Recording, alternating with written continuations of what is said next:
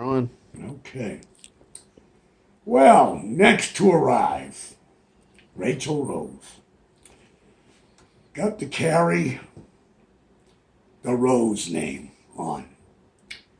Grandma Rose Thumb, Pat's mom. And there are several other kids that have picked up the Rose. And Rose Thumb was a wonderful lady. And I'm grateful that there are so many of the family, there, females that is, that are so electing to name girls Rose. She's worthy of your admiration. Rachel Rose. She went to Marshall. She was just talking down here in the assisted living dining room with some of my table mates about her memories going to school here. They all pretty much went through the same routine as I remember was either Bronze Station Elementary or Leon Valley Elementary, and then over to Marshall High School. And Pam, again, was in the band. Had a lot of great friends. Thought she might marry one of them, but it didn't work out that way. But I know she had a great time in high school. And I was always grateful that we found the money to get the kids instruments. Sometimes we rented to buy, but they all got an instrument. And they all learned to appreciate music. And I think Pam started that part out. But thank you, Rachel. You kept it going. And you were in cheerleading squad. Not the cheerleaders, but pep squad, they called it. So I love going to football games and watching Pam tootle with the band and you jumping up and down with all those kids, encouraging the football team on. And then you met this nice guy called John Plimpton. Kind of a weird way. John's friend, I guess, was how it started. And then you met John. And John was by far the better choice. I was glad of that. And John has become, like so many of my sons-in-law, have become like my sons. And I appreciate him.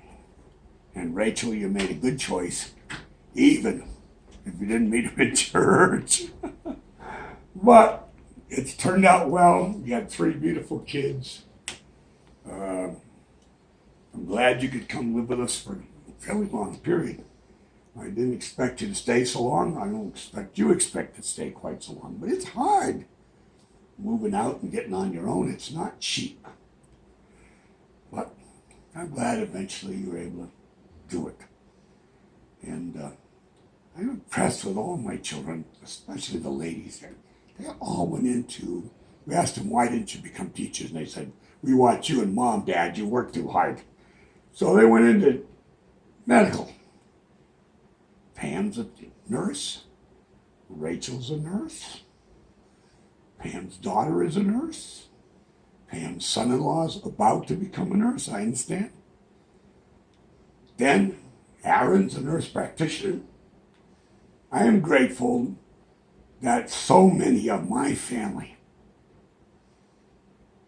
want to help other people, because that's what that's all about. Nursing is a helping profession.